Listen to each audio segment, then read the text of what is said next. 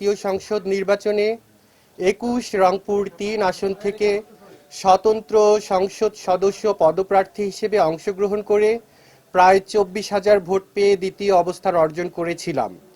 এবারও আমি একই আসন থেকে স্বতন্ত্র সংসদ সদস্য পদপ্রার্থী হিসেবে মনোনয়নপত্র গ্রহণ করেছি।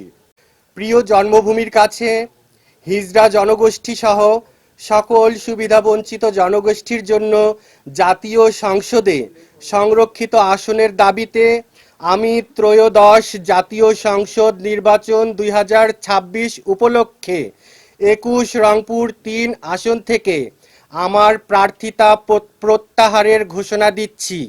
একই সঙ্গে সম্মানিত ভোটারদের প্রতি আমার প্রার্থিতা প্রত্যাহারের প্রেক্ষিতে হরিণ প্রতীকে ভোট না দেওয়ার জন্য বিনীত অনুরোধ জানাচ্ছি।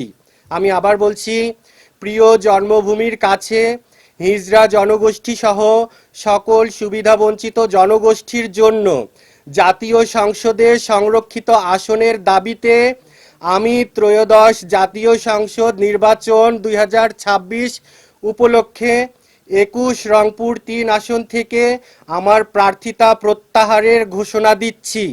একই সাথে সম্মানিত ভোটারদের প্রতি আমার প্রার্থিতা প্রত্যাহারের প্রেক্ষিতে হরিণ প্রতীকে ভোট না দেওয়ার জন্য বিনীত অনুরোধ জানাচ্ছি।